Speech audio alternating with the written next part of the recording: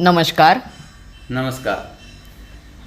आज हम दापोली के सबसे प्रसिद्ध योग गुरु श्री विश्वाजी फाटक इन्हें मिलने आए हैं।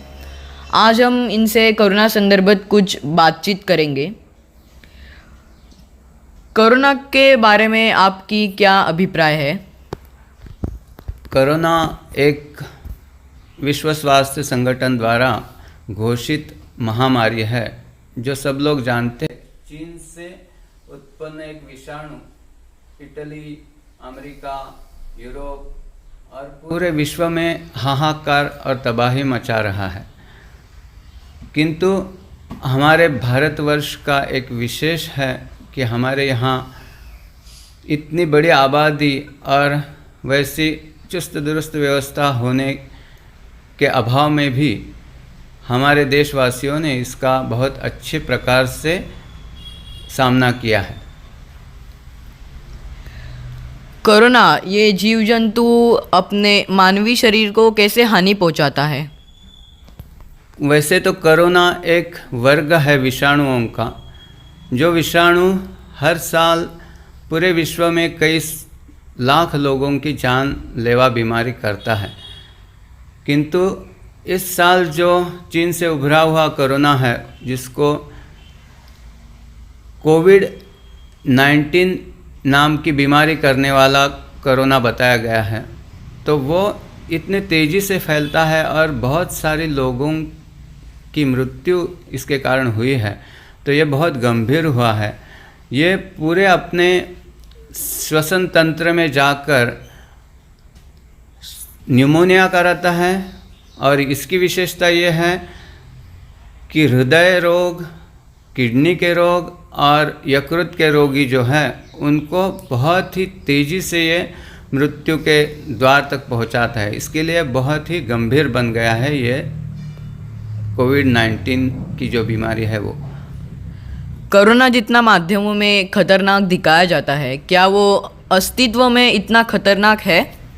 वास्तव में कोई भी जब महामारी बताई जाती है तो आजकल के इस परावलंबी स्वास्थ्य व्यवस्था में हर कोई अपने जान को डरता है और जान के डर से सामने लोग अच्छे लोग मृत्यु के द्वार जा रहे हैं, मर रहे हैं, ये देखकर लोगों में डर पैदा होना बहुत ही स्वाभाविक है। किंतु ये जो डर है उसमें निश्चित रूप से कहीं अतिवाद भी है।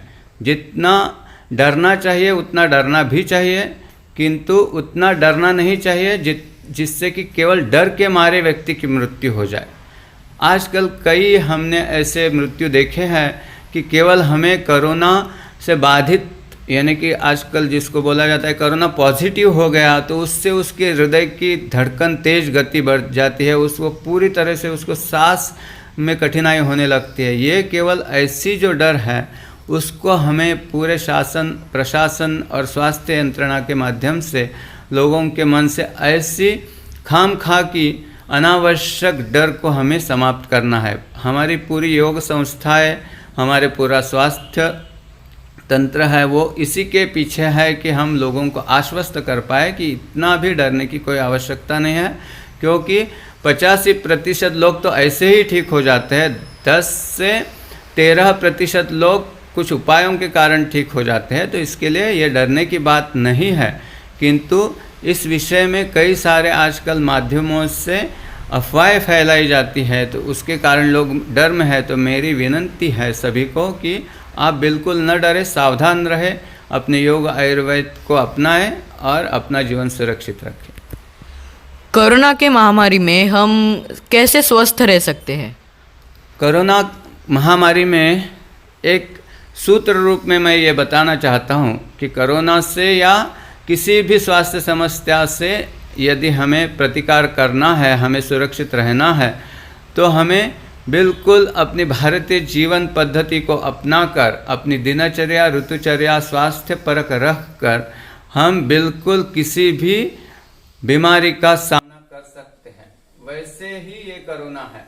कोरोना के लिए हम विशेष रूप से योग, आयुर्वेद और मानसिक स्वास्थ्य के लिए अध्यात्म का हम जो अवलंब करेंगे तो हम बिल्कुल कोरोना से डरने की कोई बात नहीं है।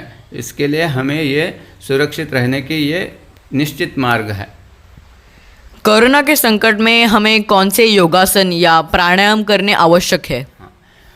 तो ये बिल्कुल मैं पहले ही बता देता हूँ कि केवल योगासन, प्राणायाम और यौगिक जीवन शैली के माध्यम से हम इस कोरोना से बच भी सकते हैं और कोरोना से बाधित हुए भी तो हम बिल्कुल सुरक्षित बाहर निकल सकते हैं, कोरोना को मात भी दे सकते हैं। तो इसके लिए हमें ये निश्चित जानना चाहिए कि हम कोरोना में क्या क्या करें। तो जैसे मैंने पहले ही बताया कि अपनी भारतीय जीवन शैली अपनाते हुए सुबह बहुत जल्दी उठें और अपने योगासन, प्राणायाम और व्यायाम करें। तो योगासनों में कौन से योगासन करें, क्योंकि ये फेफड़ों की बीमारी है, श्वसन तंत्र को ये बाधित करती है। तो इसके लिए हम जिनको भी शीर्षासन आता है वो 5 मिनट शीर्षासन करें, जिनको शीर्षासन नहीं आता है वो सर्वांगासन करें, मत्स्यासन करें, जिसमें विपरीत करनी यानी कि पाँव ऊपर और सर नीचे रहेगा। तो अनायास ही अपने फेफड़ों में जमा हुआ जो कफ होता है, बलगम होता है, वो नीचे आ जाएगा और उसके बाद हम जब कपालभाति करेंगे तो वो सब कफ बाहर निकल जाएगा। इससे अपना श्वास पटल भी होता है, वो श्वास पटल भी बहुत सक्षम होता है, अपनी श्वसन प्रणाली भी बहुत ही सक्षम होती है, उसकी प्रतिकार क्षमता भी बढ़ती है, अपने हृदय की क्षमता बढ़ती है और अपनी लसिका ग्रंथि यानी कि जो लिम्फेटिक सिस्टम होती है, जो अपनी प्रतिरक्षा तंत्र को सहायक होती है, वो भी बहुत सशक्त होती है। तो ये 2-3 आसन बहुत ही महत्वपूर्ण है।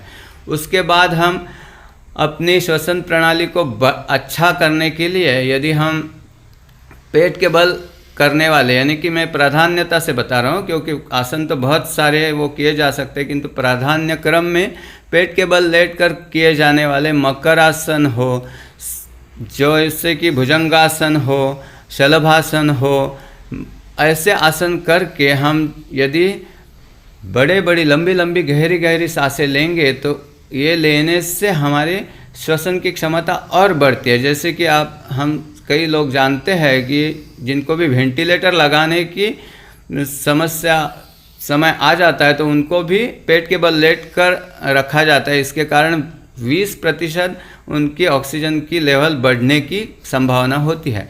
तो ये आसन है। और प्राणायाम में हमें कितने करना चाहिए? कपालभाति कम से कम हमें अपनी क्षमता के अनुसार 5 से 10 मिनट तक कपालभाति करें। उसके बाद अनुलोम विलोम करें, कम से कम 5 मिनट करें, आराम से करें, मध्यम गति मध्यम शक्ति अपनी करें। और उसके बाद भ्रामरी जिससे अपना मन स्वास्थ्य और तनाव रहित जीवन जीना बहुत संभव होता है। इसके लिए अनुलोम विलोम के बाद भ्रामरी करें, ओंकार का यानी कि उद्गित प्राणायाम करें, उज्जाई प्राणायाम करें, जिससे अपने गले की स्वास्थ्य की समस्याएं मिटती है। आजकल लोगों के मन में कोरोना के बारे में डर है, तो आप उन्हें क्या संदेश देना चाहेंगे? डर के आगे जीत है, ऐसी एक हिंदी की कहावत आती है। तो डरना चाहिए, किंतु उतना नहीं डरना चाहिए कि डर के मारे मर जाए। तो इसके लिए हमें डर से प्रेरणा लेकर एक युद्ध जैसा एक सैनिक होता है, आजकल कोविड योद्धा ऐसा ही बोलते हैं, जो भी कोरोना के प्रति संग्राम लड़ रहे हैं, तो हर एक व्यक्ति को एक कोविड योद्धा के प्रकार से पूरी तरह से कोरोना को मात देने के लिए सज्ज होना चाहिए। तो डर अच्छा होता है, किंतु उस अनुपात में अच्छा होता है जिससे हमें प्रेरणा मिले कि हम इसका प्रतिकार करें। तो इस प्रकार हमें जो डर है उसको उतना ही मर्यादित रखना चाहिए। डर होना चाहिए सावधानी रखने के लिए, ऐसा निडर होकर हम कुछ भी करेंगे, कैसा भी करेंगे। ऐसे हमारे कई लोग हैं जो भी कुछ भी करेंगे, कैसा भी करेंगे, ऐसा बोलते बोलते बेचारे मृत्यु के प्यारे हो गए। किंतु ऐसा न होने दे, हर कोई एक उस अनुपात में डरे जिससे उसको प्रेरणा मिले। हम अभी कुछ नहीं कर पाएंगे ऐसा नहीं है। वास्तव में कोरोना बहुत ही सावधानी से यदि प्रतिकार किया जाए तो हर कोई कोरोना को मात दे सकता है, इतना ही डर उसका। कोरोना से बचने के लिए आप अपने जीवन को स्वस्थ रखने के लिए क्या करते हैं? हाँ, कोरोना वास्तव में ऐसा माना जाए या देखा जाए तो हम प्रतिदिन योग का अभ्यास करते हैं तो हम भी ऐसी घोषणा कर सकते हैं कि हम कोरोना को नहीं डरते, कोरोना हमसे डरता है, किंतु वैसी भूमिका हमारी नहीं है। जो भी शासन, प्रशासन और वैद्यकीय यंत्रणा हमें जिस विधि और विधानों को और निषेधों को पालन करने के लिए बताएंगी, हम पूरी लगन से और प्रामाणिकता से हम उसका पालन करते हैं। जब भी हम बाहर जाते हैं तो मास्क लगाते हैं, जब भी हम एक दूसरे से बात करते तो भी सावधानी से अंतर रखते हैं। इस प्रकार से हम कोरोना से संरक्षणात्मक उपाय करते हैं, किंतु हमारा पूरा विश्वास है, जैसा कि हमने अनुभव किया है पूरे पतंजलि संस्थान में, पूरे योग अभ्यासी लोगों में, कोरोना से कोई भी आज तक मेरी जानकारी में हताहत नहीं हुआ है, मृत्यु नहीं पाया है। तो इसके लिए मैं तो प्रतिदिन जैसे पहले से योगाभ्यास करता हूँ, सुबह जल्दी उठकर हम सब पूरा योगाभ्यास, प्राणायाम, आसन, व्यायाम इत्यादि करते हैं पूरी तरह से।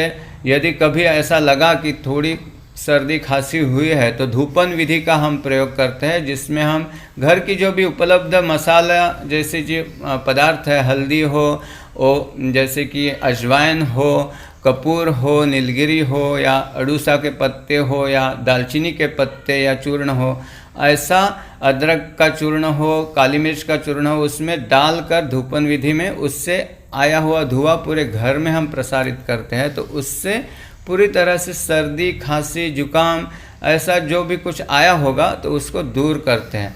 और आयुर्वेदिक काढ़ा की तो मुझे ज़रूरत नहीं हुई आज तक कभी, किंतु यदि कुछ हुआ तो आयुर्वेदिक काढ़ा दूसरे लोगों को भी हम बताते हैं, वैसा ले सकते हैं, किंतु मुझे तो ऐसी आवश्यकता नहीं हुई आज तक।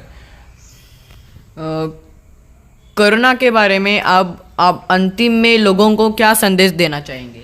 अंत में मेरा सभी से करबद्ध निवेदन ऐसा है कि हम सब भारतीय हैं, और भारतीय वो होता है जो प्रकाश की ओर चलने वाला होता है।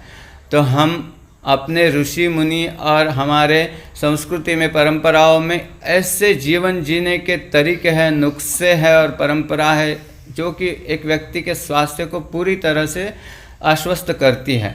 तो हमें अपने जड़ों से जुड़ने की आवश्यकता है। हमें अपना आयुर्वेद, अपनी दिनचर्या, ऋतुचर्या, आहारचर्या बहुत अच्छी रखनी है। योग का अवलंब हमें करना है। हमारे अध्यात्म को अपना कर हमें अपना मनोबल अच्छा रखना है। तो जैसे से जुड़ेंगे और अपने पूरे सामर्थ्य के साथ रहेंगे और बिल्कुल नहीं डरेंगे, सावधानी से रहेंगे, तो इस कोरोना के काल में हम पूरी तरह से कोरोना को मात देकर, और आगे भी ऐसी कई सारी आ सकती है। पूरे विश्व की समस्या ऐसी है कि एक दूसरे के ऊपर उठे हैं कई सारे देश, तो दूसरे देश में ऐसे कोरोना जैसी महामारी फैलाने की साजिश हो सकती है। तो हम पूरी भारतीयता को अपनाकर कौन सी भी आई बीमारी तो हम उसको पूरी तरह से परास्त कर सकते हैं। ये भी एक युद्ध का नया तरीका निकल पड़ा है। तो हम इसमें, जैसे कि भारतवर्ष हर समय अपने प्रतिरक्षा करने में सक्षम है, वैसे हम भारतीय सभी अपने स्वास्थ्य की रक्षा करने में सक्षम, स्वावलंबी और आत्मनिर्भर बने, यही मेरी प्रार्थना है। धन्यवाद। नमो नमः।